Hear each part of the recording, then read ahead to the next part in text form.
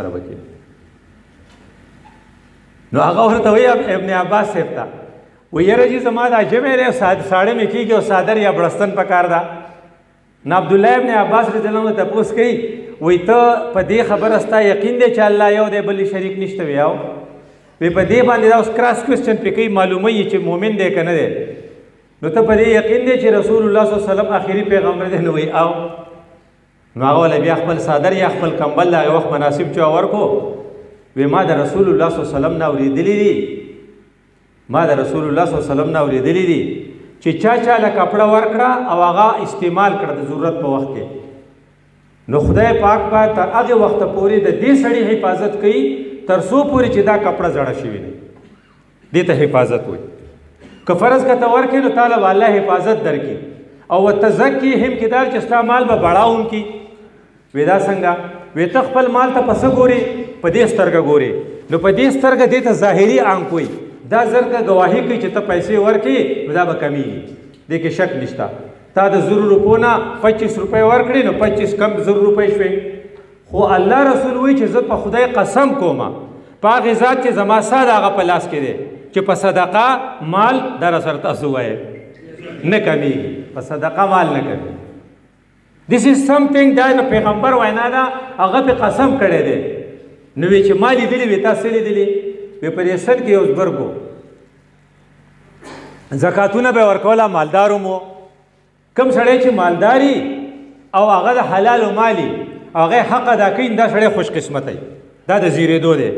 ذکر ده په باره کې دوه خبرې دي. یو دا چې خدای پاک مال ته خیر ویلی دی وانه لحب الخیر دا بل الله سره به تاسو وایي لشدید. او بیا چې ته د جمعې مونځو کې نو که ویزا او مونځ وشي نو څه چل وکئ پس وابتغو نو یو طرف ته ورته فضل ویلی وی چې دا فضل او دا خیر د سره نه نو بیا به خوارې چې خوارې نو خلق به دنه رومال جوړ کړي او په رومال خلق پوزه پاکوي. نو پاکستان چې خوار دی نو IMF ته رومال جوړ کو. نو کله ورته وایي ټرانسجنډر به پاس کوي. ټرانسجنډر دی ته وایي چې تاسو په خپله علاقه کې کوم جینۍ وایي چې زه هلک یم دا به بیا هلک وي او که هلک یم بیا به جینۍ وي. که هلک وایي چې زه جینۍ یم دا به بیا جینۍ وي. ته ویلی چې د زنا دروازې کولاو کوي دا تا ته IMF وایي چې داسې وکړه نو الو به قرض در کوم. دا ولې ته خو خوار یم ته خو پیسې غواړې. د مشرف په ورځو کې به یې څه چل کاو میراتن ریس پای کې جینکۍ هلکان به د ماسپښین د مانځه نه پس یا د ماسپښین نه پس په روډ باندې منډه وخي. دې ته میراتن ریس وایي. دا ته ځکه کې مشرف غریب په خپله ویلو وی امریکندیان وی پاکستانیان ما ته وایي چې دا د امریکې ایجنټ دی او امریکندیان وایي چې دی دوغله پالیسي چلی. موږ چې ورته څومره وایو دومره یې نه کوي. دا هغه ولې کول؟ ځکه چې ته پیسو ته خوارې. نو چې کله ته پیسو ته خوارې بیا به دا کارونه کوې. د دې وجې نه وایي کاد الفقر ان یکون کفرا کافر بشي. د دې وجې نه الله نه به غواړې چې خدای مال حلال مال راکې او چې کله د جومات نه راوځې نو چې کومه چپه خپه مخکې کې نو څه اللهم انی اسألک من فضلک هغه پیسې د نه غواړم چې خدای ته مال راکې. نو کوم خلقو ته چې دا مال میلاو شي نو الله تعالی وایي چې اوس به زه ستا ټیسټ کوم ته ډاکي.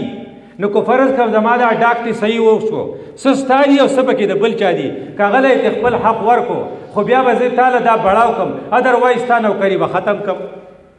وی چې دا سړي له نوکري ختم کړي نو چې سرو له لاس وروړي نو هغه خاورې کېږي. وایي چې کوم کار شروع کوم بزنس هغه خرابېږي. هغه بل وایي د الله فضل دی چې کوم کار له ګوتې وروړم هغه ښه کېږي. مٹی سونا بن جاتا ہے اور دویم وایي سونا مٹی بن جاتا ہے. وی دا ولې؟ نو هغه سن والا خبره ما کوله هغه ته وی چې هغه وی هغه زوی خبره کوله چې موږ زکات ورکاو نو زما 40 लाख روپۍ زکات شو. نو د زکات د ورکولو نه پس بیا یو سیلاب راغی پسند کې.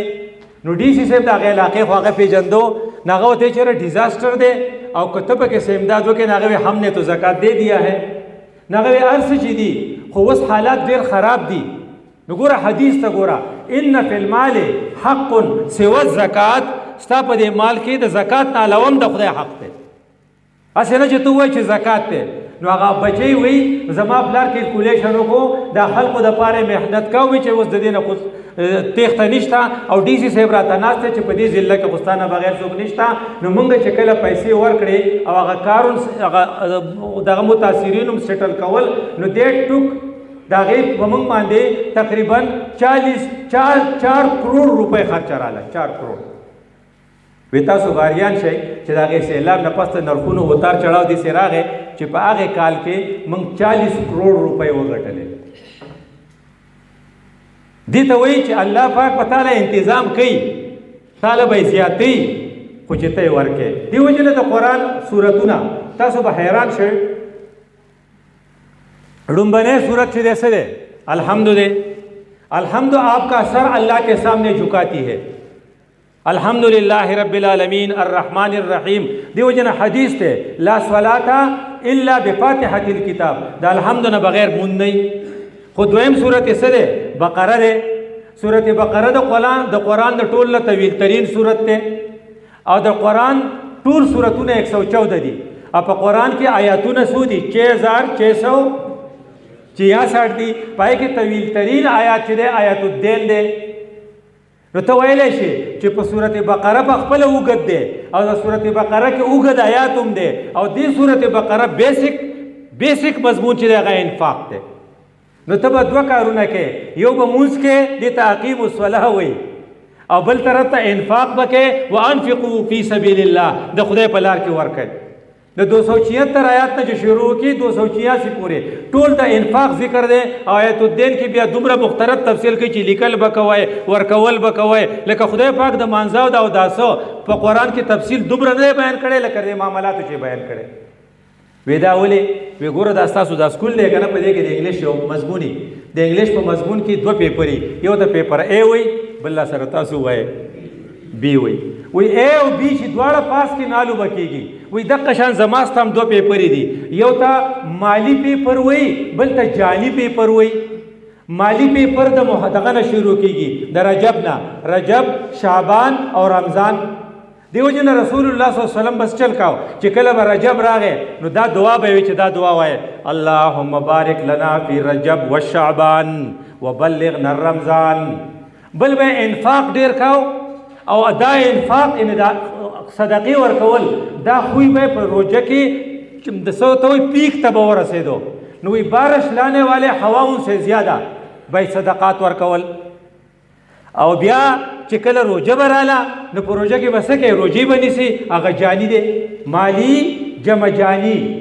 نو مالی به د وس نه شروع شي تاسو ګوره دارالعلومونو دغه کله ګرځي د رجب نه شروع کیږي دا ډیر تکړه دي نو اکثر چې راشي چې تا سره میلاویږي وی پلانې مدرسې والا دی ځکه دا د مالی قربانۍ د پیپر وخت دی او بیا به جانی څه ته وایي چې ډوډۍ به نه خوري اوبه به نه څکي چای به نه څکي په سر دې درد دی ملک د باندې ګرځي خوله دې وچه ده دا جانی قرباني ده اوس په ورکې نو مالی پلس جانی چې کمپلیټ شي نو بیا به 100 ورځې ړومبی اختر نو د اختر په ورځ به ړومبی څه چل کې منزله به ځې چې دواړه پیپرې دي کلیر ته خبرې الله فرشتو ته وایي دا بندګان څه کوي دي څه غواړي نو هغه ورته وایي جاؤ دی راغلی دي ځکه دی روجې نیولې دي صدقې ورکړي دي یعنې دی جاني پیپر هم ورکړی دی مالي پیپر هم ورکړی دی اوس راغلی دي چې تا ورته معافي وکړي نو الله ورته اوس څه وایي قوموا مغفورا لکم دی عیدګاه ته چې راغلي ټولو ته ووایي چې ځئ پاسئ ما بخلی ہے بخشے اپنے گھروں میں چلے جاؤ اختر دیته وایي یعنې دا دواړه پیپرې به کې الو به کېږي که فرض کې یو کې بل نه کوې نو بیا نه کېږي ځکه دواړه پیپرې پاس کول غواړي د دواړه پیپرو د پاس کولو دپاره یو طرف ته خو الله دا ویلي چې تاسو ګوره